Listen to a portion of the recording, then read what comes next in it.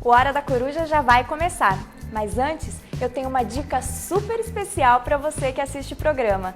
Agora você pode sentir o gostinho de ser um convidado especial, enquanto curte o programa, a sua bebida favorita aí na sua casa. Essas são as famosas canecas do Hora da Coruja, que você pode comprar acessando o site 1984fotoprodutos.com.br. Eu já tenho a minha personalizada, você também pode ter a sua, com o seu nome. Então acesse já, tá esperando o quê? 1984fotoprodutos.com.br.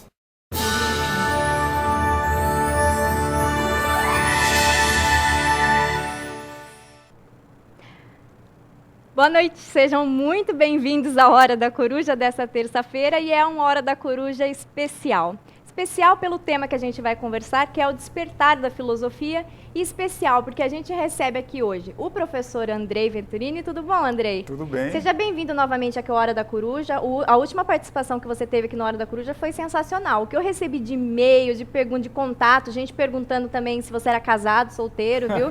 Tá na pista. E também pela participação dos alunos da Faculdade Paulo VI de Mogi das Cruzes. Dá um oi aí, gente. Dá um oi para todo mundo em casa. Sejam muito bem-vindos. Eles são alunos do curso de filosofia, alguns são seminaristas e vão conversar aqui com a gente hoje sobre isso, sobre o despertar da filosofia. Paulo, não falei oi pra você, porque você tá meio que fora da jogada hoje, né? Tem muita gente pra gente conversar hoje, tá bom? Ah, eu vim de gaiato mesmo. Eu tô vendo. O que ia acontecer, né? Vi que hoje em dia os professores já estão ganhando muito bem, porque o Andrei tá de sapato novo. Verdade, eu comprei esse sapato. Até sapato já estão comprando. À vista eu comprei esse sapato. Foi especial pro Hora da Coruja, né? Pra poder vir aqui na estica da Hora da Coruja. Agora o Andrei vai sair daqui casado, já, porque com a quantidade de fãs que telefonaram pra gente. Eu tinha vindo de chinelo, falaram tudo isso, e agora imagina de sapato. Tá podendo. Eu não sei, porque as mulheres estão com algum problema, viu? Porque tudo bem, o André é bem apessoado, né? Um cara bonito. Um cara bonito, mas elas telefonarem com interesse é estranho, pô. Porque o cara é filósofo, ele tá... É a lábia. Eu conheço uma pessoa matando cachorro a grito. Não, mas sabe como ele poderia ter uma mulher? Eu conheço uma pessoa que caiu nessa também, uma mulher bonita, inteligente, que apresenta um programa de filosofia, caiu nessa conversa. Até as mulheres não Mas sabe o que é isso? É o despertar da filosofia. É o despertar da filosofia. Quando a gente conhece esse discurso da filosofia, a gente desperta para a filosofia e se apaixona, não é verdade? Eu preciso manter o meu discurso. Então eu deixo você começar. Fala pra gente, o que é o despertar da filosofia, Paulo? O despertar da filosofia. Você sabe que esses dias, nós estávamos até conversando aqui, a hora que nós chegamos, você sabe que o tema veio a calhar por conta do acontecimento aí da nossa Valesca Popozuda, né? Porque as pessoas, veio aquela história do professor lá de Taguatinga, ele se chama Antônio Kubitschek, lá de Taguatinga, do Distrito Federal. Ele fez uma prova e numa das questões ele colocou lá, a grande pensadora contemporânea, não falou filósofa, a grande pensadora contemporânea, Valesca Popozuda, falou e aí tinha que ver lá as alternativas certas a respeito da música dela. E aí tiraram a foto, botaram no Facebook e aquilo virou um auê na imprensa e, obviamente, né, o professor não é criança, tem 19 anos de magistério na escola pública.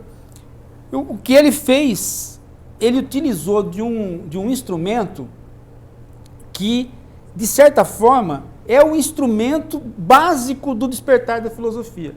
Ele utilizou de dois elementos ali que estão lá na origem da filosofia, são amigos da filosofia desde sua origem, que é o instrumento do estranhamento, fazer com que você estranhe, né? Esse é o primeiro contato com o mundo, né? Não sendo mais um mundo banal, o mundo é estranhável, o mundo não é mais corriqueiro, isso faz parte de você começar a filosofar. E o segundo elemento que ele usou é a ironia, né? Chamar a Valesca de pensadora contemporânea, então, que também é um elemento da filosofia, não é do despertar, mas é do quase pós-despertar. Já é um Sócrates, né? Que já a gente é o atribui Sócrates, a ironia ao A ironia Sócrates. faz parte, porque filosofia é uma coisa que depende de você ficar indignado. Se você não fica indignado, é difícil você fazer filosofia. E ficar indignado não é uma coisa fácil, porque a gente, ao contrário do que a gente imagina, nós temos a capacidade de nos acostumarmos, de tornar corriqueiro o mais bárbaro sofrimento e a mais esfuziante felicidade. Nós tornamos corriqueiro as duas coisas, né? Então, fazer com que a gente volte a ter o estranhamento, o espanto, faz parte da filosofia. Ele fez isso em relação aos alunos e fez isso em relação à sociedade, porque todo mundo ficou espantado e com isso, né, começou-se uma reflexão. Só eu já escrevi 2 artigos sobre o assunto, quer dizer, ele me pôs a pensar. Ele lá em Brasília me pôs a pensar aqui. Então, eu acredito que isso daí é recuperar o despertar da filosofia. Como? Né? Sempre procurando fazer com que o corriqueiro volte a ser estranhável. Não posso passar na frente de um cachorro perdido ou de uma criança perdida na rua e dizer, São Paulo é assim mesmo, é uma cidade grande, tem injustiças, e você vê, né? Eu não posso fazer nada pelo mundo e vou embora. Né? E tudo assim. Aí, né, dia do meu aniversário eu também não comemoro, porque, ao contrário da desgraça, né, a felicidade. Todo ano tem meu aniversário, também não comemoro. Entendeu? Você vai banalizando tudo. A filosofia é uma tentativa de você quebrar essa banalização. Não, estranhe, admire. Se não der certo, use da ironia para fazer isso. Né? Uhum. Então, eu acho que veio a calhar esse episódio com o nosso programa, com a ideia do nosso programa hoje. Sem dúvida. Eu entendo o que o Paulo ressalta. Agora, quando se fala de estranhamento, né, isso é importante lembrar que nós temos textos na história da filosofia que falam desse despertar da filosofia enquanto estranhamento. Eu acho que é um pouco por aí que o Paulo está pensando o acontecimento. Então, eu traria aqui alguns termos técnicos, mas que são fundamentais para entender o despertar da filosofia. O próprio Aristóteles, ele chama a atenção que o espanto ou admiração, que no grego está como taumatzen, né? Então, é justamente isso que desperta o indivíduo para a investigação filosófica.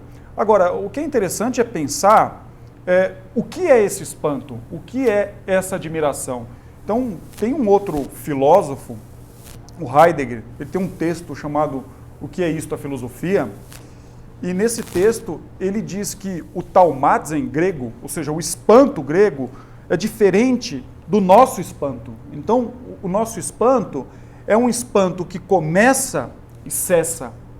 E o espanto grego, no qual o Aristóteles faz referência, e o Platão também, no outro texto chamado Teeteto, é justamente um espanto que é contínuo, que é permanente, de tal maneira que o indivíduo, depois que se espanta, depois que se admira, ele permanece dentro de uma postura de contínua investigação, tá certo? Então, eu vejo que há uma diferença entre espanto, um espanto corriqueiro e um espanto filosófico.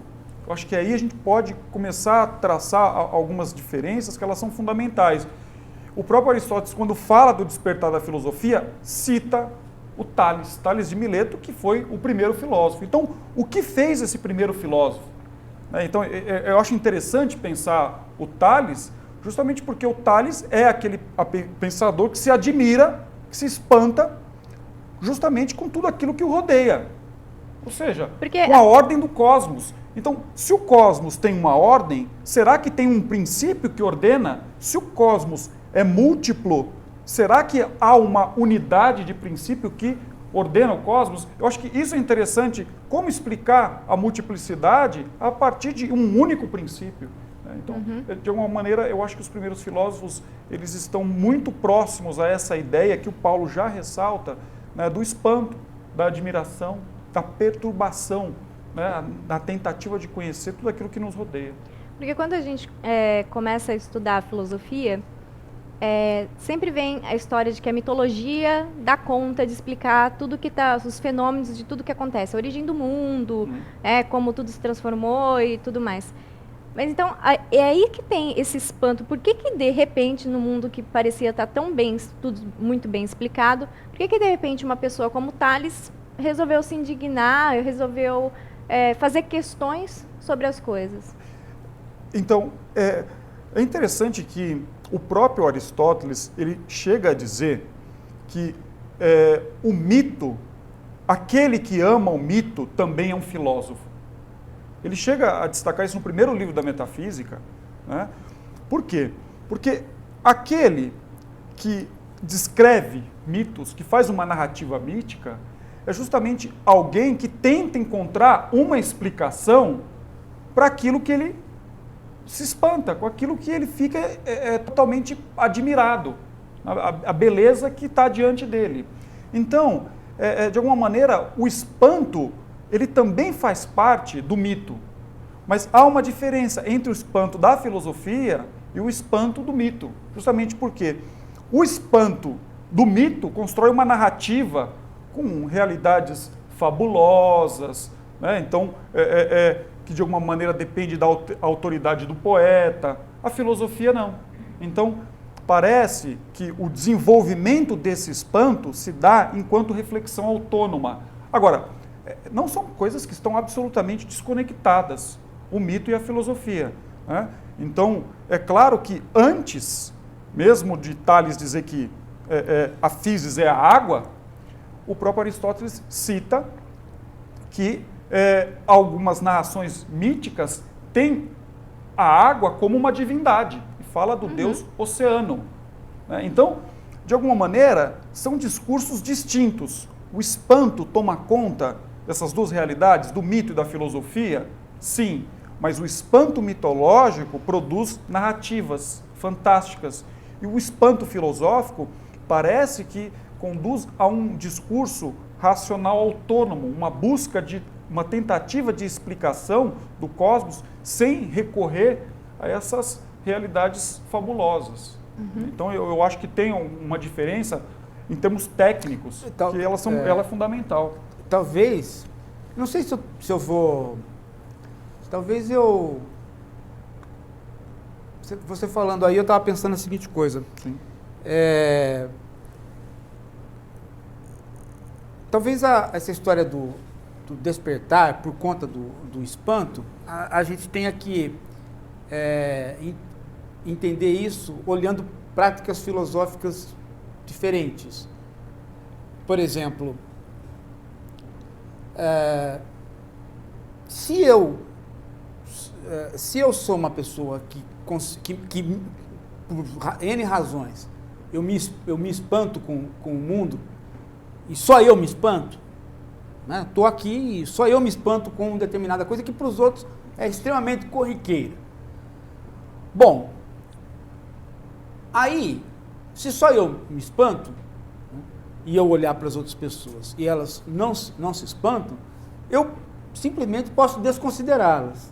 Então eu acho que tem uma vertente filosófica que assim age, que a filosofia é para aquele que se espantou, né? Mas eu acho que tem uma vertente filosófica que é extremamente incomodada com a falta de espanto dos outros.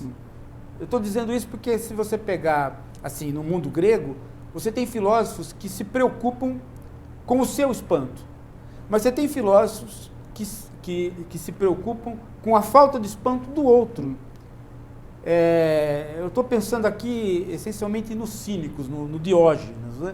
Quer dizer, ele não está muito preocupado com o espanto dele, ele está preocupado com a falta de espanto dos atenienses em relação ao mundo ateniense. Quer dizer, está todo mundo tão acostumado a fazer as coisas e tudo é sagrado, isso aqui é sagrado, isso aqui não é sagrado, isso aqui é uma regra, isso aqui não é a regra. Está todo mundo tão acostumado que as pessoas não conseguem mais distinguir o que é o artificial e o que é o natural, né? Então, ele vem para a cidade sem absolutamente nenhum texto. Ele não tem o texto. Porque ele não quer ele se espantar. Ele vem para a cidade para ele criar o espanto. Então, por exemplo, vai na Ágora, que é um lugar onde não é costume você abrir um prato de comida, e vai lá e come na Ágora, né? Os atenienses falam, pô, quer dizer, é tão inusitado isso que não há uma lei para punir. Não há uma lei que fala assim, ó, quem comer na Ágora vai ser punido. Porque não até há. então não se imaginava que Até alguém tivesse então não se imaginava, pensasse em fazer isso. Até então não se imaginava que alguém poderia criar essa situação. Mas por que ele faz isso? Ele faz isso porque ele fala assim, olha, veja, isso é uma regra nossa. Nós a inventamos. Tanto é que eu sou um ser natural e vou lá e como. O Platão chama o Diógenes de o Sócrates louco. Né? Quer dizer, é o Sócrates louco porque ele faz coisas como o Sócrates, porém ele faz comportamentalmente. Né?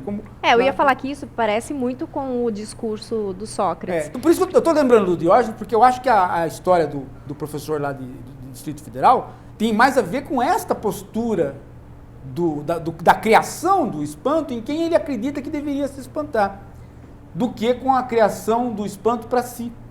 Né? Quer dizer, eu como filósofo me espanto e me mantenho filosofando porque me mantenho dentro do clima de espanto. Então, mas o Sócrates faz isso com o discurso dele para conseguir criar esse espanto nos outros. Ele começa a ver, por exemplo, ele pergunta para a pessoa, o que é a coragem? Pois é. Então a pessoa dá um exemplo de coragem. Fala, não, esse é o corajoso. E vai tentando fazer chegar num ponto em que você, olha, a gente não sabe o que é a coragem. Mas aí eu acho que é o espanto para ele, Sócrates. Ele está preocupado em saber o que é a coragem, porque ele de fato não sabe o que é a coragem. Ele está espantado com a seguinte coisa: como é que pode haver pessoas fazendo atos corajosos se a gente não sabe o que é a coragem para poder dar um nome de atos corajosos aos atos corajosos? É isso que ele está estranhando. Mas você tem que concordar que quando ele faz esse discurso para as outras pessoas, elas vão perceber e se espantar que... Algumas vão ficar incomodadas, mas não vão se espantar. E outras vão. As que se espantarem talvez estejam sendo ganhas para a filosofia. No caso dele, como Platão, por exemplo. Essa ideia que a Fran traz, fala da coragem, eu acho interessante, porque essa discussão está num texto chamado Laques, né? E é uma discussão sobre a coragem, e eu sempre falo com os meus alunos que antes de responder uma questão, é necessário fazer as questões de uma forma adequada, de uma forma correta. Então, só para trazer um pouquinho do enredo do texto, que eu acho que é interessante, essa perspectiva, pensar o espanto enquanto questão, e o espanto advém em função da boa questão realizada. O Sócrates está muito tranquilo, e aí um conjunto de pais, parece aqueles pais preocupadíssimos com a formação do filho. Acho que são generais, né? Então, mas são pais militares. Sim, né? E que estão preocupados com o que ensinar. Eles tentam oferecer o melhor para os filhos deles ali na sociedade. E aí vão conversar com quem? Com um grande filósofo reconhecido em Atenas, Sócrates. E perguntam se a coragem pode ser ensinada. Bom, e aí o Sócrates, ele diz, olha, eu não sei se pode ser ensinada, mas antes de discutir se ela pode ser ensinada, é necessário saber o que é a coragem. A discussão anda mais um pouco e o próprio Sócrates, ele destaca que a coragem é uma virtude, né? E aí os pais, olha, parece que sim, então nós temos que entender o que é a virtude. Então, o que eu queria mencionar? Os pais chegaram com uma questão. O que o Sócrates fez? Ele mostrou que, olha, parece que essa questão, ela não tem nem pé nem cabeça. Por quê? Primeiro eu tenho que responder o que é a coragem, aliás, o que é a virtude. Depois, se ela pode ser ensinada. Depois, entendermos o que é a coragem, para de fato sabermos se ela pode ser ensinada. Então, de uma primeira questão, o que o Sócrates fez foi produzir quatro. Isso, de alguma maneira, gera o que nesses pais? Um espanto. Em que sentido? E aí eu volto naquela leitura do Heidegger, que o espanto ele é contínuo. O diálogo para. Quem está lendo aquele texto, o leitor moderno que quer a resposta de tudo, fala, mas, peraí, o texto começou com uma questão e agora tem 4. Então, o sujeito continua pensando. Olha o espanto, como ele é contínuo. E isso passa para quem? Passa não só para aqueles pais que estavam fazendo as questões para o Sócrates, mas também para o leitor. Então, o leitor que se apropria do texto do Platão, ele entra dentro desse movimento filosófico. Mas é interessante a gente falar que não é o texto do Platão. É o texto escrito pelo Platão, mas os que a gente chama de textos socráticos. Ah, sim, sim. Por quê? Porque o Platão ele acaba encontrando uma resposta. Não, sim, lá na frente. Na frente. É? Mas os textos socráticos não. Eles realmente terminam em aporia e você vai embora para casa com essa pulga atrás da orelha pro resto da vida. São textos aporéticos, né? São. Como o próprio Teeteto, que ele faz a questão no início do texto, o que é conhecimento, vai até o final tentando dar soluções e colocando problemas, o texto termina, o leitor contemporâneo fala qual é a resposta, e aí o Platão abandona, no sentido, olha, continua pensando. Então, exato. filosofar é um processo. Então, isso que para o Platão está muito claro, é alguma coisa que ele aprendeu com o Sócrates. O Sócrates fazia as questões corretamente.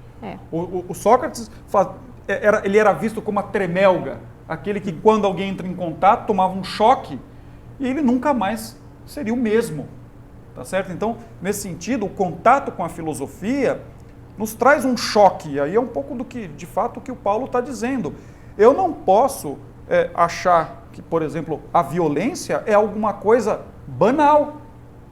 A partir do momento que eu acho que a violência é alguma coisa banal, é alguma coisa corriqueira, é alguma coisa que faz parte, o próprio Edson Arantes do Nascimento disse que o sujeito que morreu no Itaquerão é alguma coisa normal dentro da construção. Se a gente achar que isso daí é normal, de alguma maneira a gente acaba criando uma espécie de consciência de curral, ou seja, pensar com a massa. E pensar com a massa, muitas vezes, nos faz cair na unanimidade. O Nelson Rodrigues já dizia que a unanimidade é burra, né? Mas eu penso que aí, você está seguindo um caminho, Andrei, eu vou por outro. Eu estou tentando vir por outro caminho, pelo seguinte. Eu vou voltar ao exemplo do... Né, você está tentando, pelo que eu entendi, diferenciar espantos. Eu estou achando que o espanto filosófico ele tem a sua especificidade, mas ele não é tão diferente quanto outros espantos. E eu acho ainda que o professor de filosofia lá de Taguatinga está espantando certo. Acho ainda que ele espantou certo. Por quê? Porque o espanto filosófico, ele não é um espanto levado por um filósofo. Ele é o espanto que você pode ser levado por outros, inclusive por não filósofos. O que eu estou dizendo isso? Eu estou dizendo que os generais que escutaram o Sócrates e ficaram espantados, eles não é porque eles ficaram espantados que eles se transformaram em filósofos. Eles ficaram espantados. Né? Eles saíram do torpor. Eles saíram daquele torpor e viram que há mais questões envolvidas na educação, né? Inclusive a questão central de saber o que é a coragem. Que pode não ser uma questão, porque nós podemos a vida toda não saber o que é a coragem e ainda assim, né, optarmos por saber só o que são as narrativas de corajosos. Muitos de nós vivemos assim e nos espantamos. Né? Muitos de nós não sabem o que é uma coisa, no entanto, sabem quando aquela coisa está acontecendo. Né? Nenhum de nós explica a luz, mas sabe muito bem como utilizá-la e quando ela está acesa ou não. Então, me parece que há uma dupla situação aí. Agora, por que eu estou dizendo que o professor pode estar certo fazendo aquilo? Porque a bola inicial ele chutou. Agora, quem vai fazer com que o diálogo continue, né, pode não ser ele, pode ser outros intelectuais e pode ser outros filósofos. Mas a bola inicial ele chutou. O filósofo não necessariamente dá continuidade. Porque, veja só, os diálogos socráticos eles terminam numa aporia. Sim. O próprio Sócrates não dá continuidade. Ele reinicia o diálogo com outro tema ou com o mesmo tema. Né? Ele não dá continuidade para aquele diálogo. Né? Então, de certo modo, ele é a raia, né? A raia, o peixe que joga, no sentido de que ele chega a um determinado momento, ele paralisa. E isso não faz com que o espanto continue, isso arrefece o espanto. E aí o Platão vem e fala assim, não, eu vou causar um outro tipo de espanto, eu vou responder essa questão. Eu vou dizer o que é a coragem. A coragem é uma ideia, é uma forma que está no mundo das ideias. E você, quando der de cara com ela, você vai ter um choque contemplativo. Né?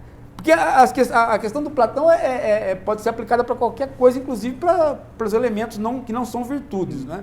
São elementos geométricos, né? Que nem ele, o exemplo do dedo que ele dá. Né? Quer dizer, esse dedo aqui, ó, né? E esse dedo aqui. Esse aqui é maior que esse. Então, esse é grande e esse é menos grande. Ok, tenho duas coisas, um grande e um menos grande. Mas tem uma terceira coisa aí que eu não sei o que é o grande. Ou seja, a grandeza. Cadê a grandeza? Tenho duas coisas e tem uma terceira que é a grandeza. Onde estará? Uma ideia, né? Quer dizer, o Platão está espantado com o fato dele não ter aquilo que nós temos, ou seja, o conceito de grandeza, porque o Platão não tem o conceito de conceito. Ele não, entendeu? A grandeza para ele é um negócio estranho. Onde estará essa grandeza? Ela deve estar em algum lugar, porque se isso aqui é grande, isso aqui pegou essa grandeza de alguma coisa. Isso aqui pegou a menos grandeza de uma outra coisa. Né? Então, aonde estará essa grandeza? Ele não vai dar a resposta do Aristóteles. Está aqui. Ele vai falar, tá por aí. Tá por aí. Né? E isso que é espantoso, que tenha duas coisas e tem uma terceira. Isso é espantoso também. Né? Eu estou dizendo para vocês, o grau de espanto diferencia de cada prática filosófica. Sim, não tenha dúvida.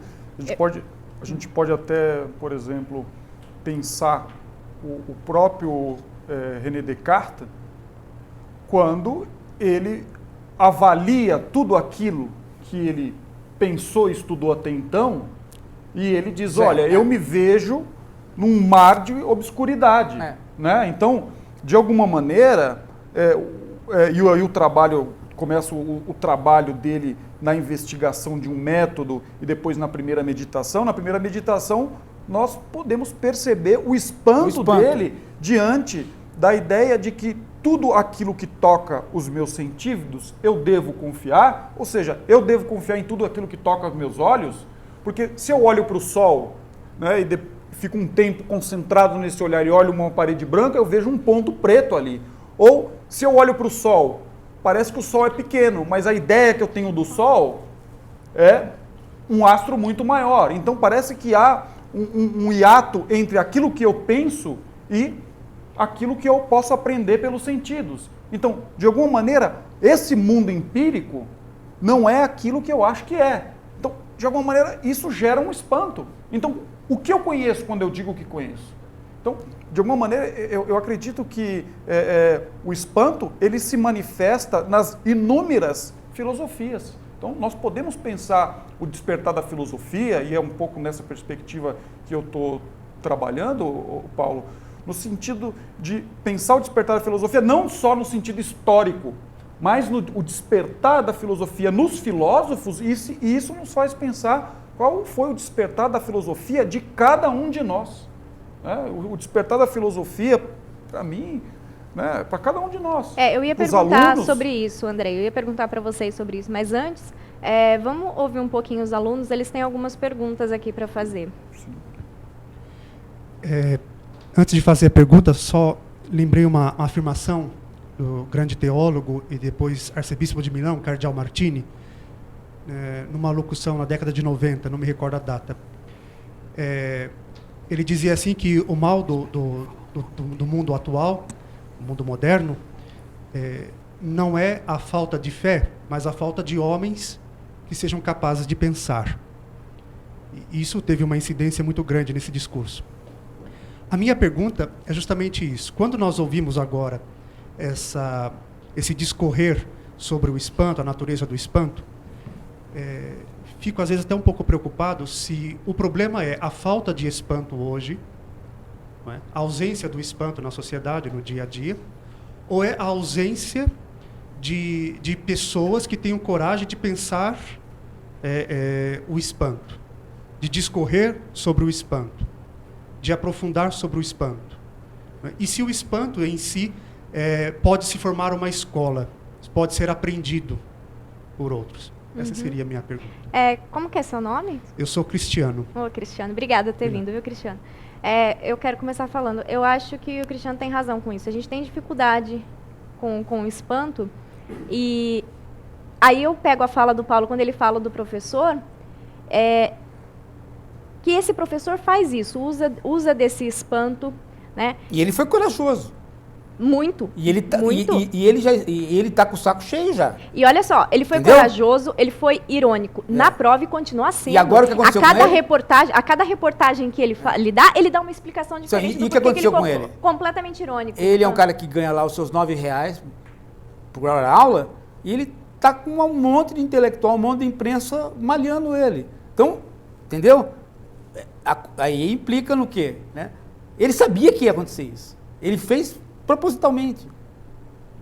Ele é um cara, né? Ele é um cara que assumiu a filosofia não como professor, simplesmente, de repassar, mas ele está vivendo a filosofia. Exato. Nesse sentido, eu tirei o chapéu. Falei, o cara está enfrentando uma situação a de se pôr como filósofo. E ele fazendo isso, está fazendo com que o espanto se mantenha. Exatamente. Por isso que eu acho que, nesse sentido, Cristiano, pode ser uma escola, sim, a escola do espanto. E ele está na escola fazendo isso. Inclusive, ele está arriscando a própria condição dele na escola, porque daqui a pouco essa escola vai começar a sofrer o assédio de mais jornalistas, né? E ele mexeu num vespeiro. Ele está com 20 anos de casa, ele sabe o que está fazendo. Você sabe onde eu sempre defendi esse tipo de filosofia na escola. Eu acho que na escola o professor tem que ser como esse professor. Ele está tendo problema ali com os alunos que não querem aprender, que não estão entendendo o que está acontecendo, ele está com baixo salário, ele usa de uma questão como essa na prova para chamar a atenção da sociedade, a atenção dos alunos, para fazer a gente pensar a questão da Valesca Popozuda, cultura e ética, são milhões de temas. Sabe onde eu vi isso? Quando eu li o Rousseau pela primeira vez, eu entendi que ele fazia esse tipo de trabalho com o Emílio. E eu falei, é perfeitamente cabível a gente fazer isso em sala de aula. Ele jogou para fora da sala de aula. Ele está chutando, ele jogou para fora da sala de aula. Agora, eu entendo a questão do Cristiano, em que sentido que parece que a gente também não deve deixar o trabalho do espanto, né, de despertar o espanto somente para o professor de filosofia. Né? Mas é isso que ele fez. Então, ele jogou para fora, ele jogou na mão da sociedade. Pois é. Ele estava fazendo com que os jornalistas pensem o funk que eles não querem pensar. Ele fez com que a Valesca Popozuda fizesse um pensamento sobre aquilo. Ela mesma se perguntar, meu Deus, eu, grande pensadora, o que significa isso? Sim, e aí ela mesma respondeu, gente, é uma ironia do professor, ele está querendo dizer que a música... Gente, a Valesca Popozuda escreveu um texto sobre o assunto, eu fiquei besta! Mas ela já tinha feito isso. Eu fiquei... Primeiro porque ela já tinha feito isso porque ela foi objeto de tese, ela foi objeto também de mestrado. Foi uma dissertação sobre e ela já tinha mostrado que boba ela não é. E aí ela escreve para as pessoas dizendo, olha, vocês não estão entendendo, o professor está fazendo uma ironia para dizer o quê? Que o funk não é, né, uma música, é uma expressão cultural, mas porém não é uma música de grande qualidade.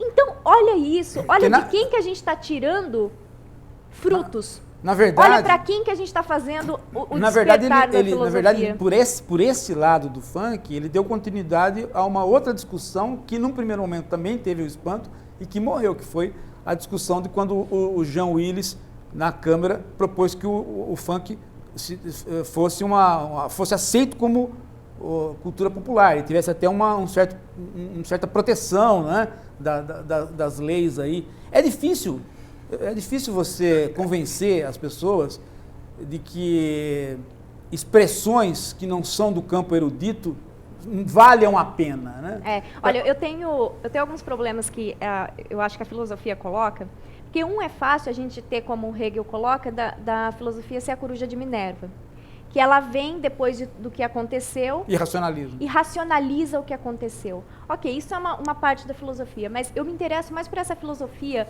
do cotidiano, essa filosofia socrática, que ela tem a função de jogar uma pergunta em cima daquilo que ninguém nunca se questionou. Filosofia sem coruja. Então as pessoas falam assim, filósofo enche o saco, porque estava tudo tão bem, por que teve que fazer essa pergunta que agora criou o problema que não existia antes?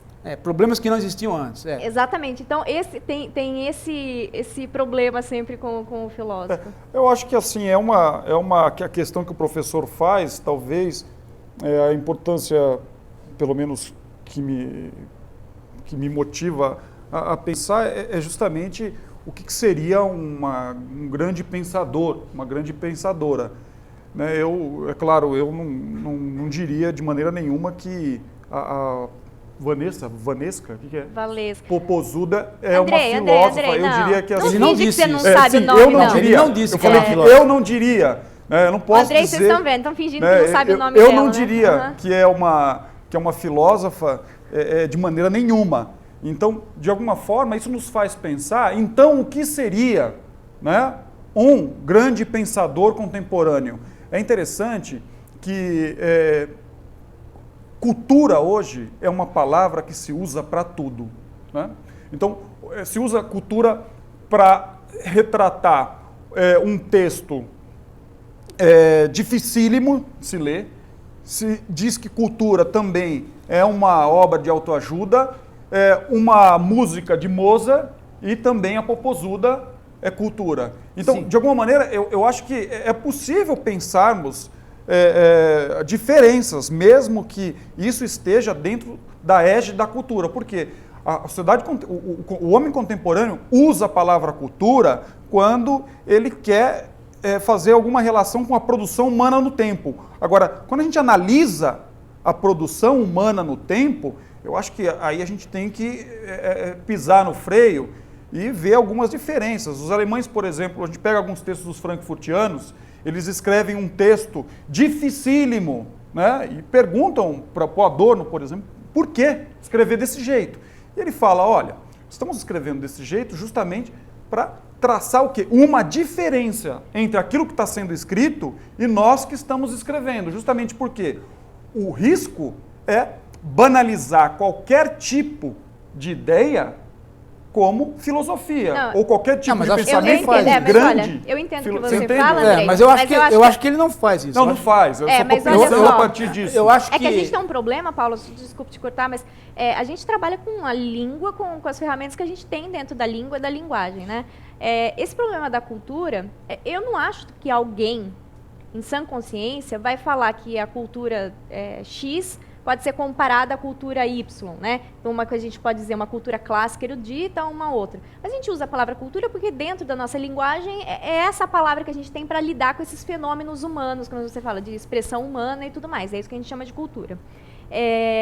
No caso eu vou dar esse exemplo, por quê? Porque a gente diz a mesma coisa do filósofo. Quando eu digo para as pessoas, olha, coloco aqui, ó, Franciele Chies, né, aparece aqui embaixo, filósofa. Eu não estou querendo dizer que eu sou Do Simone de Hegel. Beauvoir, né? Sim. Você está entendendo? Eu quero dizer que eu sou formada em filosofia. Por quê? Porque essa é a linguagem que eu tenho para trabalhar com isso. Mas voltando a essa história do Cristiano e do Andrei, estava lembrando que você estava falando de cultura e cultura, estava lembrando de um texto que até aconselho vocês procurarem, que é um texto dos anos 70, do professor Alfredo Bose, que na época era professor de literatura ali na USP, agora está na Academia Brasileira de Letras, é um bom ensaísta. E ele fez um texto nos anos 70 que foi publicado num livro chamado Filosofia da Educação Brasileira. Eu desconfio até que agora tem na net solto. Ele faz uma distinção entre cultura popular, cultura erudita. Cultura acadêmica e cultura de massas. Tá. E é interessante que ele mostra, no final do texto, ele mostra os primeiros, que ele está no começo da televisão no Brasil, se transformando numa grande mídia, dos anos 60 para 70. Então ele começa a mostrar como que a cultura popular vai sendo trabalhada pela cultura de massas para se transformar em mercadoria. Ele está naquele primeiro momento ainda, né? Da venda, né? Sim. Quer dizer, você vender o ingresso do futebol é uma coisa, você vender a imagem do futebol para passar na TV já é outra coisa. Ele está nesse início, né? E essa classificação, ela foi esquecida, foi abandonada, mas ela seria boa Claro. recuperar para pensar isso que o Andrei está dizendo. Gostei, Né? interessante. Vou procurar esse Não texto, se não trata... esse meu último livro foi em cima dela. Porque eu fiz os capítulos... Filosofia como... distinguindo... Eu estou falando de cultura popular. Porque Cultura popular não é cultura de massas, porém pode ser. Né? Porque o risco, Paulo, é justamente quando se nós colocarmos tudo dentro do balaio ou do conceito guarda-chuva de cultura, é muito comum na sociedade de mercado, tudo aquilo que se aproxima dela enquanto objeto torna-se mercadoria. Sim. Né? Sim. E de alguma maneira, parece que a filosofia, ela não se vende a esse papel. Tá Mas, certo? embora eu não tenha muito medo, eu não tenho muito medo que as coisas virem mercadoria. O problema da mercadoria, Paulo, é só no sentido de que a escrita, quando ela está vinculada, né, à minha conta bancária, o que eu estou tentando salientar é que a escrita se desconfigura. Então, é nesse sentido. Perde-se a liberdade da reflexão. A liberdade da reflexão torna-se uma liberdade pautada pelo mercado. Então, nesse sentido, eu vejo um problema. Então, mas veja, esse problema talvez seja um falso problema. Por quê? Porque quando é que um ato humano esteve suficientemente livre de um ato de comando? Assim. Né? Quer dizer, eu não tenho nenhum filósofo sob o tacão da mercadoria no mundo antigo, embora eu já tivesse sofistas. Mas eu tenho filósofos sob o tacão da cidade. Então já é um vínculo. Então, não, eu estou dizendo que é possível pensar sem vínculo. Eu acho que isso é impossível. Eu tenho um vínculo. Agora, uma coisa... O grande filósofo da liberdade do século XX, Sartre, se submeteu ao Partido Comunista a vida toda. Sim, não tenha dúvida. Quanto então, a isso, não há dúvida. Qual é o grande... Né? Quer dizer, agora, eu acho que quando... Tem filósofo que não entra em polêmica para não perder o emprego? Pois é, então, mas quando é que o mercado... Parece que ele dissolve. Então o próprio Marx fala, né, tudo que é sólido se dissolve no ar. Eu acho que a filosofia ela corre esse risco. Eu acho que esse problema de católico achar que o mercado faz mal é porque vocês estão procurando outro demônio. Não, mas não é nem uma questão de ser católico. O católico não pensa assim. Não, eu estou brincando. O católico não pensa assim. O Papa, por exemplo, o Papa quando ele escreve, a igreja quando escreve sobre... Não, é sério. A igreja... A gente, na verdade, assim, uma coisa que é importante destacar... Quando mexe no fanatismo. Não é um fanatismo, Paulo. Na verdade, você não precisa defender o Papa. Não estou defendendo. Não precisa. Na verdade, eles são fortes sozinhos. Sim, mas o que a igreja fala em relação ao mercado é que um mercado neoliberal ou um mercado ou uma ausência de mercado e um governo comunista, por exemplo, o que você retira é justamente o comunismo, a liberdade do homem. Então a igreja pula fora. E o neoliberalismo gera miséria. Sim, mas por que a igreja fala isso? Na verdade, assim, a igreja está zelando justamente pela liberdade humana, pela dignidade humana. A igreja fala isso, sabe por quê? Porque ela se viu perdendo poder quando apareceram esses dois adversários. Ela comandava ela era o universo. Tanto é que ela é católica, o universo. Quando outras pessoas dizem, olha, vamos deixar um pouquinho também para a mercadoria, vamos deixar também um pouquinho para o Estado, vamos deixar um pouquinho para o príncipe, vamos deixar um pouquinho para o ditador, ela fala, não, vamos deixar tudo para o homem e para Deus, ou seja, deixar tudo para mim. Eu não sei se é assim, a igreja tem dívida externa, eu não sei se a perspectiva é essa. Andrei, o Vaticano tem dívida externa. Andrei, filósofo não pode ter a mercadoria sobre ele, agarrada, mas também não é bom que ele não tenha o Papa sobre ele, a cavalo. Vamos lá, tenho mais umas perguntas aqui para o pessoal que quer participar. Olá, meu nome é Luciana Rosa e a pergunta do colega me fez pensar na seguinte questão, né?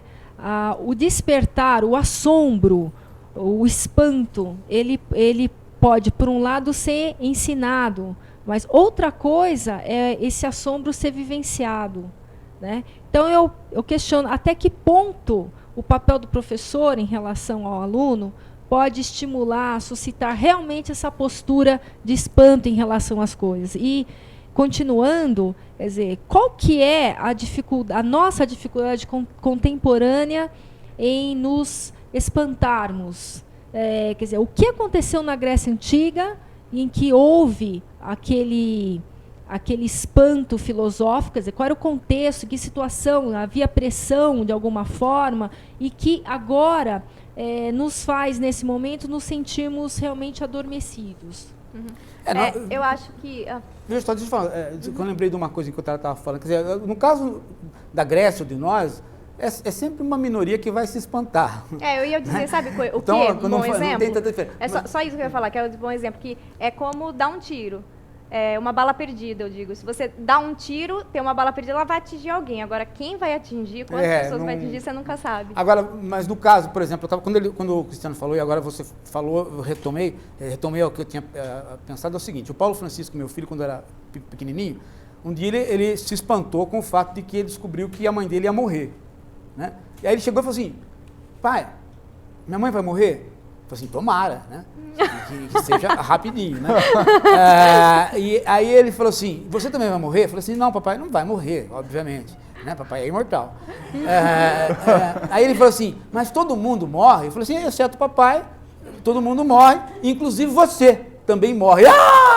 Eu vou morrer também? Eu falei, agora apertou pro seu calo, né? Porque enquanto era só a sua mãe, eu, os outros mais velhos, mas você morre também, e pode morrer criança, inclusive, você pode nem chegar, né? Aí ele desesperou, leva o menino para terapia, e psiquiatra, porque desejei um moleque louco, né? Então esse é o problema, né? Em que medida eu, adulto, professor ou filósofo, posso, né? Em que medida eu posso fomentar o espanto? Qual é o meu limite de fomentar o espanto?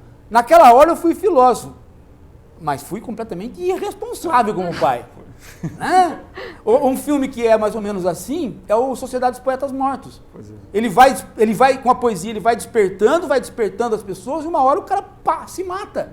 Agora descobri que está vivo, porque é o assistente do House, né? Aquele menino que morreu lá é o assistente do House. Isso acontece nos filmes, hoje, eles né? aparecem em outros depois, né? Aí ele se toca o que ele estava fazendo. Aí que ele se toca que ele, poeta, estava libertando forças que ele não controlava. Então, é a tua questão, né? Em que medida eu, como professor, posso despertar, criar uma escola do espanto? Em que medida eu dou conta disso? Em que medida eu solto né? Porque se eu bato, né? Assim, demônio, você tá aí? Não vai responder. Aí ele fala: eita, caceta, tá mesmo, porra. E não era para despertar, entendeu? Quer dizer, que tipo de coisa que eu faço que eu não sei o que vai virar. O filósofo tem um pouco de irresponsabilidade, né? De irresponsabilidade. Você sabe, Paulo, que isso que você está me falando me fez lembrar. Então, aqui a gente tem alunos que no futuro bem próximo estarão dando aula, etc. Coitado. E eu, não joga essa praga, você não pode desejar isso para os seus alunos. Eles falaram não merecem, não vai acontecer com vocês. Eles falaram que tem esperança. Na verdade, é interessante. Vocês vão ter uma vida boa. Não tem essa não.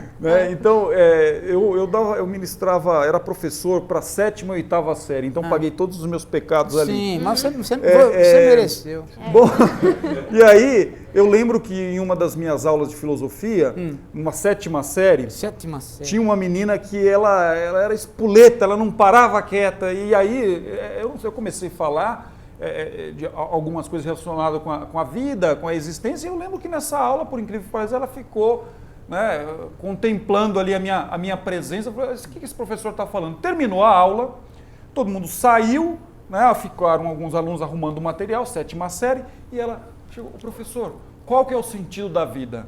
E eu, muito novo, né, disse a ela: mas e a vida tem sentido? E ela ficou com aquela questão, não falou mais nada, ficou muda e foi para casa. E tá, muito bem, voltei para casa. Bom, na outra semana eu chego na escola, a diretora: ô professor, você pode comparecer, né, na minha Porque isso, minha se sala, vocês forem professores, vão se acostumando, porque vocês vão ser chamados o tempo claro, inteiro pelos pais, pelos diretores. Então, claro. Eu falei: olha, você disse para uma aluna que a vida não tem sentido? Aí eu falei: se eu disse que a vida não tem sentido? Não, eu não disse para ninguém, não me lembro. Não, é que teve uma aluna, né, a mãe dela veio aqui reclamar porque ela chegou em casa e falou que a vida não tem sentido. Olha só. falei, eu já sei o que aconteceu. Ela falou, então me explica dentro do contexto. Então, de alguma forma, a diretora foi muito prudente. Falei, olha, ela terminou a aula, ela me perguntou, né, se a vida tem sentido, qual o sentido da vida, e eu coloquei uma outra questão, será que a vida tem sentido? Agora, se ela chegou em casa e falou que não tem sentido, é porque ela foi da escola em casa pensando, né? E aí ela resolveu dizer isso. Agora, agora, por um lado... É a bala perdida. É a bala perdida, porque imagina se esse aluno... Bala perdida, porém, mirada na cabeça da menina. Agora, eu fiquei pensando, porque imagina só esse aluno se ele está vivendo um problema familiar, um problema com os colegas, e se a vida não tem sentido, imagina o que pode acontecer. E se ela se matasse, né? Pois aí a responsabilidade... Não, mas eu fiquei sabendo que essa menina se matou depois. Seria do professor. Agora, veja, olha só, essa responsabilidade do filósofo muitas vezes se cobra, e na história da filosofia, por exemplo, o próprio Sócrates foi condenado a tomar cicuta porque corrompeu a juventude e impiedade. O Aristóteles, que foi tutor de Alexandre, né, depois, quando o Alexandre morre, e há um ódio antimacedônico, há uma perspectiva antimacedônica, e aí acusam o Aristóteles como o tutor de Alexandre que fez o que fez. O que o Aristóteles faz? O Aristóteles fala, olha, eu vou sair daqui, eu vou para uma ilha, justamente para que o mesmo erro não se repita. Já mataram Sócrates, já mataram Sócrates e vão matar o Aristóteles. Não é qualquer um. Mas eu também tive esse veja, isso é um problema, é uma coisa que a gente tem que pensar como até que ponto o espanto é de grande valia. Você quer ver? Aconteceu, na universidade aconteceu isso comigo. Igualzinho você. Eu estava dando aula lá, menina da educação física, pulava de um lado, pulava do outro, na universidade, na Unesp, e pulava de um lado, pulava do outro, a menina... Acabou a aula, ela chegou lá e falou assim, no finalzinho da aula, ela ficou parada, igualzinho ficou parada, assim, olhando para mim. Atônita, né? Atônita.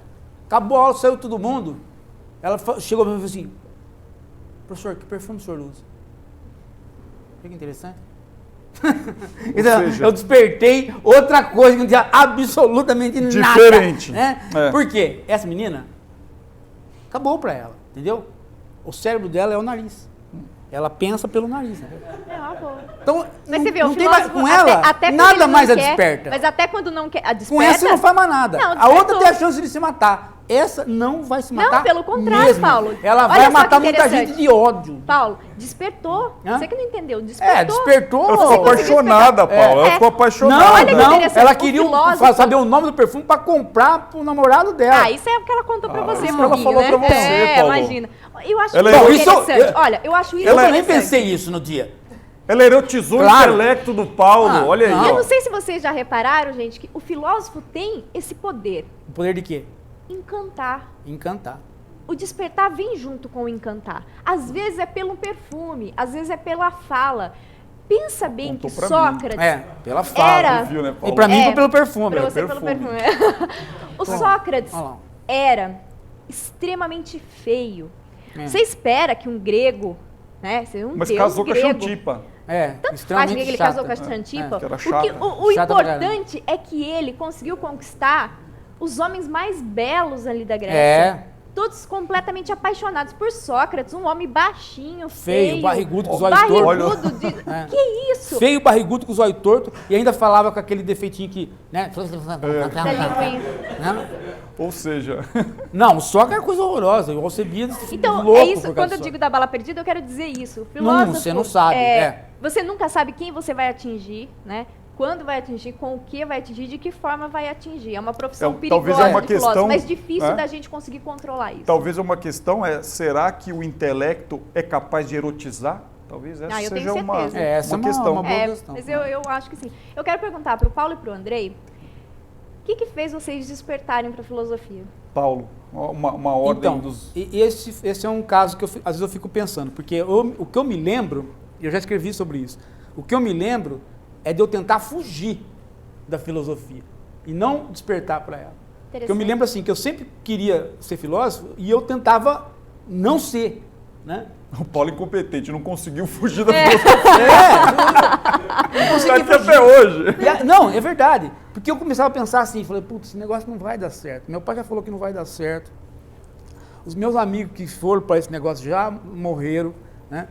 E nem na época que eu estava nem tinha mais, não tinha aula, não tinha nada de filosofia. Então eu tentei a vida inteira escapar, né?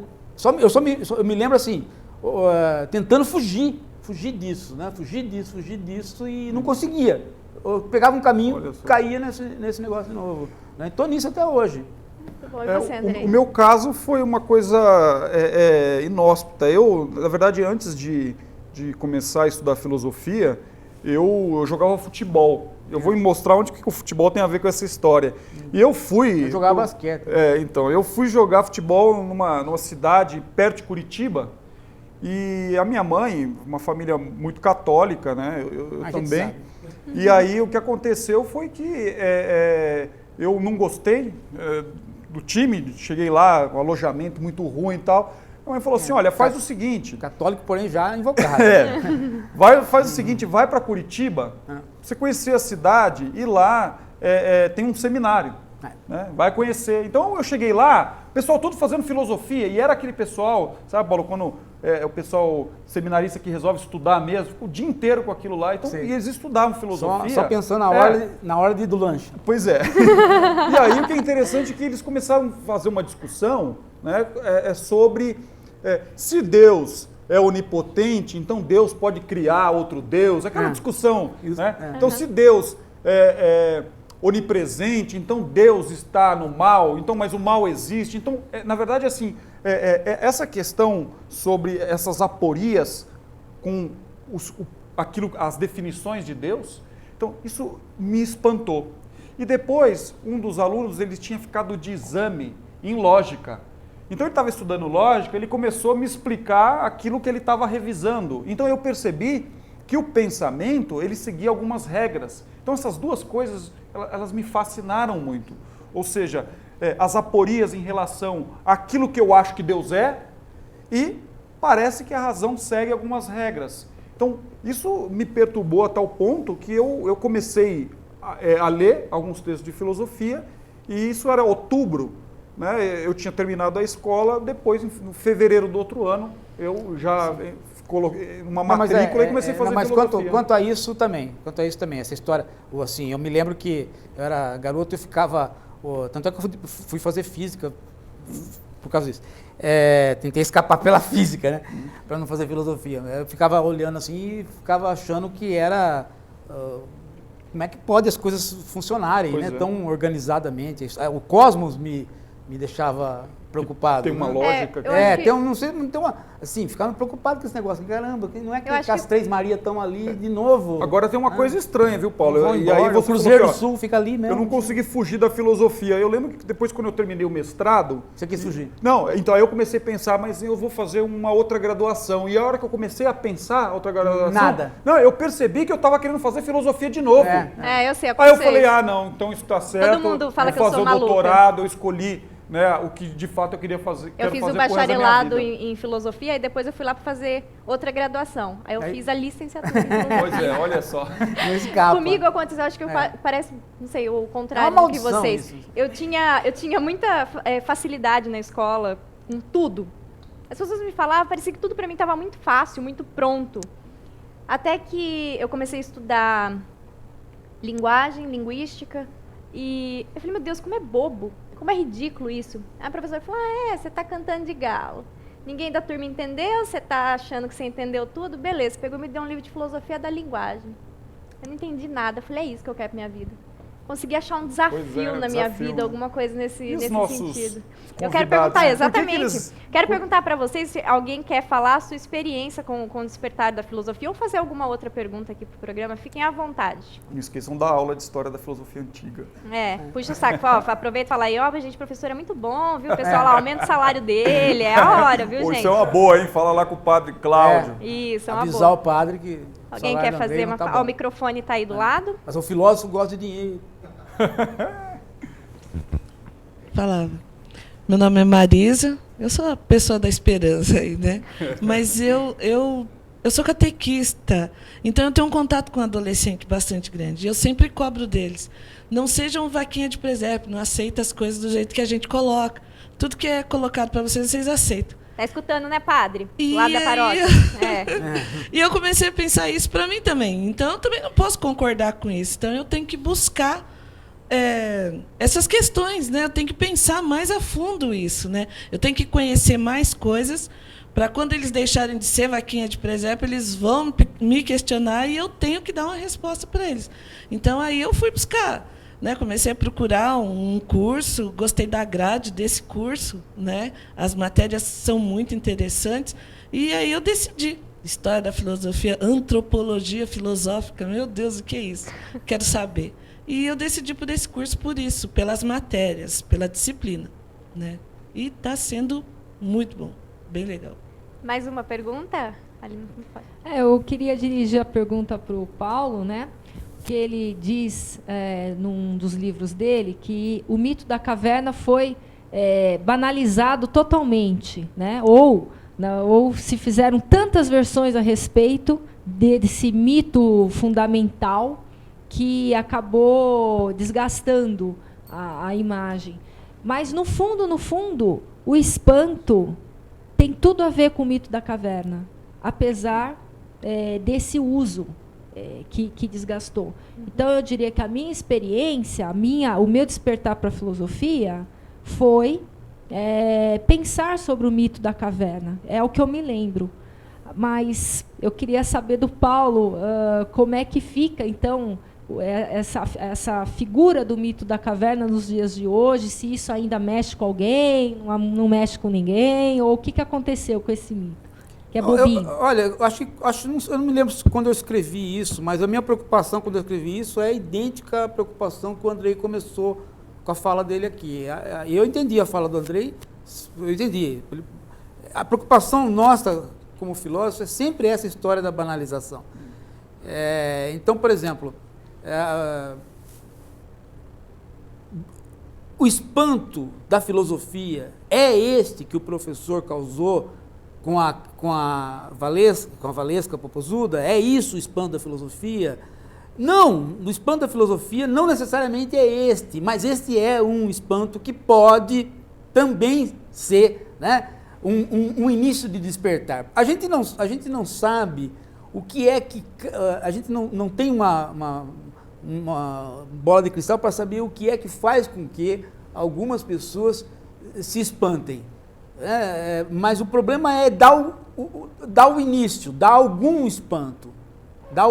Se esse espanto vai se desdobrar num espanto filosófico, vai depender um pouco, né, da sorte do contexto, né, da sorte ou do azar do contexto. Nesse sentido, o filósofo não pode ser responsável. O filósofo tem que ser essencialmente irresponsável. Né? Por exemplo, o Sartre foi um filósofo responsável. O Lukács foi um filósofo responsável. Foram filósofos que não abandonaram o Partido Comunista porque o capitalismo era pior. Então eu tenho uma responsabilidade de não entregar na mão do demônio. Então eu fico... Não, né? A gente tem visto que a irresponsabilidade é parte do filósofo. Ele não tem direito de ser responsável, porque se ele for responsável, ele está respondendo a alguma coisa. Né? E essa resposta a alguma coisa é o dono dele, é o proprietário dele, que ele não sabe. Né? Então, o mito da caverna, ele é uma alegoria. Ele é uma alegoria no momento, ele é uma fórmula didática do Platão. Né? Quer dizer, eu quero contar como que é o espanto filosófico, mas eu não posso contar este espanto filosófico, porque esse espanto filosófico não conta, ele é uma coisa que se sente. Então, quem estiver no processo filosófico vai se sentir. Na hora que der de cara com as formas, vai ter o espanto. Né? Mas, para contar isto, eu vou contar de forma alegórica. Aí, então, o mito da caverna é o contar o espanto. Eu acho que no ensino nosso se faz muito o contrário, né? Se conta o mito da caverna para mostrar o espanto. Mas aí o espanto não acontece, porque o espanto vem de outra coisa, o espanto vem do espantar-se. que não necessariamente é com o mito da caverna. Pode ser como o caso do meu filho. Ele se deu conta de que ele ia morrer. Esse foi um espanto, né? Ele estava preparado para esse espanto? Não. Eu fiz certo, não fiz? Bom, ele está fazendo filosofia agora, está no último ano e não se matou e ele toma mais Ainda, remédio né? do que eu. Mas, veja só, apesar de ele tomar mais remédio que eu, ele toma remédio mais cedo, porque eu fui tomar aos 40. Ele já sabe que ele precisa do remédio. Então, pelo menos, já melhorou um pouco, né? A filosofia pragmática, como é que fica essa preocupação das consequências em despertar o bicho, né? Como é que fica a relação com a filosofia pragmática? O pragmatismo é uma filosofia que eu não diria que eu sou um pragmatista, mas eu tenho simpatias com filosofias que dão que ouvem o nosso cotidiano, a nossa prática, o nosso fazer. Eu tenho simpatias com filosofias que são filosofias da experiência. Da experiência não no sentido de fazer experimento, mas da vivência. Acho que a vivência é o elemento, é o barro da discussão filosófica, né? Mesmo quando ela é mesmo quando a gente vai para um campo super abstrato, o ponto de referência é a vivência. A gente tem que voltar no chão do mercado, né? O chão do mercado da Grécia. Você tem que dar conta, né? Você tem que dar conta das pequenas coisas, da prática do dia a dia. Nesse sentido que... Agora, dar conta significa o quê?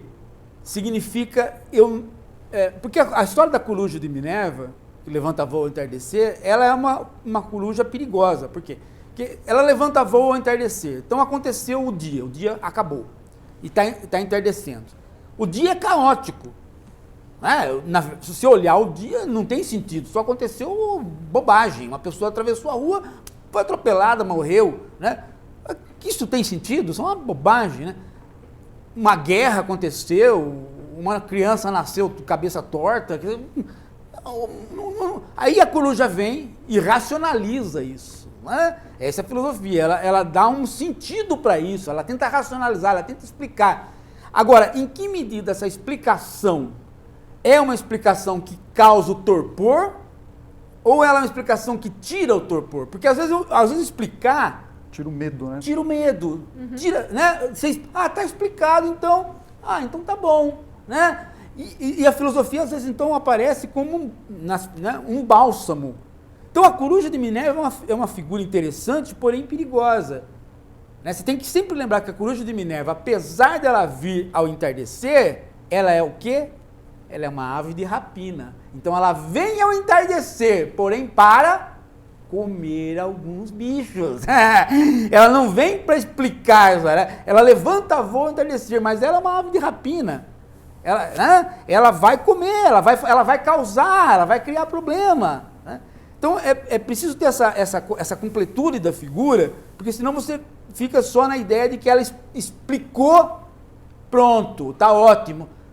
Até porque racionalizar e justificar são coisas muito próximas, né? Então, tá explicado, tá. Mas isso não significa que está aceito. Está explicado, mas olha, tem consequências.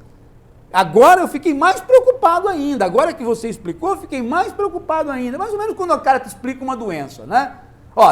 Mas minha doença está explicada. Porém, agora é que eu fiquei preocupado, entendeu? Que agora eu sei do que... Né? É nesse sentido. Né? Até eu acho que um pouco do que você está falando, Paulo, me faz pensar uma coisa que eu continuamente ressalto para os meus alunos, a ideia de que talvez uma explicação ela sirva como um bálsamo para o esquecimento. A explicação pode gerar esquecimento. Sim. No sentido de que, depois que eu expliquei, eu deixo de lado porque já está resolvido. Então, por exemplo, eu vejo que um acontecimento que é fundamental para continuarmos a pensar é Auschwitz. Justamente porque o homem não pode esquecer que Jamais. Auschwitz aconteceu. Exato. Porque quando o homem esquecer que Auschwitz aconteceu, no sentido de que há uma explicação clara e distinta de tudo que aconteceu lá, logo, vamos esquecer Auschwitz como um degrau Sim, que já foi superado, sim, o problema é que quando nós Sim, abrirmos esquecimento. nossos olhos, nós estaremos em Auschwitz ou como torturados Sim. ou como torturadores. Sim, Sabe eu qual que é sou- o meu medo com relação sou- a isso? Quando eles começam com esse discurso aqui no Brasil de tirar Ah, os sim, é isso nomes que eu ia falar, dos tirou da minha boca. ditadores, Pois é. das escolas, É, a das reconstrução ruas da e das história pontes. para esquecer. Se a É. gente retirar o nome deles, a gente não vai mais passar por aquela ponte e se perguntar quem foi o fulano que foi esse, e o que ele fez? Pois é. É. Ele causou a ditadura e tudo mais. Então, Isso eu chamo de estupidez da esquerda, né? Eu reconstruo a história e aí depois de um certo tempo eu fico reclamando porque a história se repete, né? Lógico, eu reconstruí para eliminá-la, né? Né? Não existe mais a escola Garrastazu Médici em Brasília. Que bom, né? Ou seja, um dos piores generais que nós tivemos, né? Tá fora da história. é perigoso. Ótimo. Tem mais uma pergunta? Não, e outra, agora é interessante também, porque agora o golpe militar já não foi mais feito por nós. Os americanos prepararam Pois é. o golpe Ah, militar. sim. Toda a responsabilidade. Agora É. já, porque nós não fazemos cagada. Nós não fizemos a guerra do Nós Paraguai. não, Nós nós não somos muito fazemos. bonzinhos, somos Agora, brasileiros, a gente se ama, Os tá bom? americanos pagaram e fizeram todo o golpe militar. É por isso que eu gosto dos americanos. Ótimo. eles sabem. Não, sim, americano é um bicho muito Vamos lá interessante. para por causa mais disso. a última pergunta, por favor? Isso. Bom, boa noite. Meu nome é Rafael. Rapidamente, constatar que eu comecei a ter o pensamento de fazer filosofia pelo espanto a Friedrich Nietzsche. E eu gostaria de fazer uma pergunta ao Paulo, o que Nietzsche pensava sobre o espanto. Olha, o Nietzsche é uma figura que talvez ele é um divisor de águas mesmo, né? Talvez o maior divisor de águas da filosofia. Talvez seja Sócrates e ele os grandes divisores de água da filosofia. O grande espanto do Nietzsche, por incrível que pareça, é o Sócrates. Ele se espanta com o Sócrates. O espanto dele, intelectual, é porque ele era professor de filologia, não de filosofia, de filologia, e ele se espanta com os gregos. Ele olha para o Sócrates e ele fala assim, por que existe essa figura, e ela é representativa do mundo grego, que ela é invertida? Né? Todo mundo tem a razão, e portanto a consciência, como uma coisa que segura. E o instinto como uma coisa que empurra, que é voluntarioso. No Sócrates isso é invertido. O instinto dele é a razão. Ou seja, ele está sempre, perguntando racionalmente. Ele não tem... Se a gente pudesse conversar em termos freudianos, o superego do Sócrates, que a gente espera que segure e que seja, né, uma hiper-razão, ele não tem. Né? A razão dele vai primeiro. Ela é o detonador das coisas. Ao invés de ela ser um freio, ela é o que empurra. Então, o Sócrates é um invertido. O Nietzsche acha isso uma monstruosidade. Ele fala, isso, se o homem for isso, se o homem seguir isso, se os gregos deixarem de ser helenos e se transformarem em gregos e tiverem esta figura como mestre, o mundo vai por água abaixo. E ele vai dizer, e é isso mesmo que aconteceu. Né? No momento que nós abandonamos, né, e trocamos, e viramos, e queremos pensar, né, né, nós estamos indo para trás, né? Estamos sendo cada vez mais infelizes. Né? O espanto dele é com uma coisa que nós não nos espantamos, porque nós achamos muito normal, muito tranquilo usar da razão e usar do pensamento. Como diretriz. Né? Né? O Nietzsche está dizendo, não, essa é a nossa infelicidade, de nós sermos teóricos, de nós teorizarmos, de nós queremos entender, nós estamos sempre acabrunhados, né, tristes, depressivos, por conta desse nosso esforço de tudo apaziguar através do pensamento. Né? Vejam que se o Nietzsche se espantou com Sócrates por conta disso, o quanto a gente não se espanta com o Nietzsche dele falar isso pra gente. Né? O espírito dionisíaco, o Nietzsche espírito, é alguma coisa fortíssima. Né? Gente, eu quero agradecer agora a participação de cada um de vocês que vieram aqui para o Hora da Coruja, vieram lá de Mogi das Cruzes, da Faculdade Paulo VI, para participar. Quero agradecer demais, Andrés, por você ter trazido esses alunos aqui. Foi um dos melhores Horas da Coruja que a gente já fez até hoje, viu? Não foi muito difícil. Falou, vai ter lanche. Verdade. Vieram. Vai ficar difícil para você que está em casa agora, porque você não vai ter o lanchinho e a gente vai ter um lanchinho aqui. Pode falar, André. Eu queria agradecer, na verdade, eu fiz a proposta, então, de imediato, os alunos receberam muito bem. Lembrar que eu estou num bico de sinuca lá na faculdade, porque tem outros grupos querendo participar. Gente, aceita todo mundo aqui. Agradecer o Paulo e a Fran, né, e a Flix por nos receber tão bem. Imagina, você é da casa. E eu também quero agradecer de uma forma especial a Gisele, porque a Gisele organizou, mandou e-mail, lista, então ela está conversando com outro colega que também está ajudando bastante, que é o Anderson. Né? E lembrar que no dia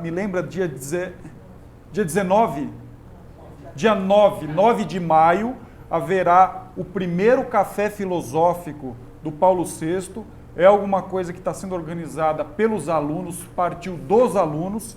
Eu estou ajudando na monitoria e o Paulo, né, será o professor lá e vai ser muito bem recebido. Então, publicamente, eu faço esse convite. E quem está em casa, para que quiser quem está participar? em casa também quiser participar. Quanto ao endereço, eu não tenho aqui o endereço da Faculdade Paulo VI, mas é só entrar no site da Faculdade Paulo VI. Lá tem um endereço. Então, nós teremos o Café Filosófico com o Paulo no dia 9 de maio, às 7h30 da noite. Então, todos estão convidados, serão muito bem recebidos. E você vê, né, pode fazer um café filosófico, a gente não vai escapar do lanche nunca, né? Muito bom. Gente, agradeço a participação de vocês aí em casa também, e vocês sabem, toda terça-feira a gente tem o Hora da Coruja aqui. Até lá.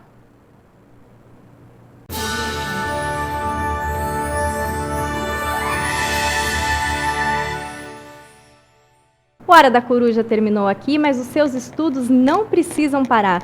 Você pode adquirir o novo livro do filósofo Paulo Giraldelli Júnior, A Filosofia como Crítica da Cultura. Nele você vai encontrar temas muito interessantes sobre a televisão brasileira, a sociedade e a cultura, como o Big Brother Brasil, o Pica-Pau e muitos outros assuntos. Você pode pedir o livro diretamente para o livreiro da sua preferência ou então acessar o site de qualquer editora do país. Com certeza eles já têm. Só falta você ter esse livro, não é mesmo? Então compre já!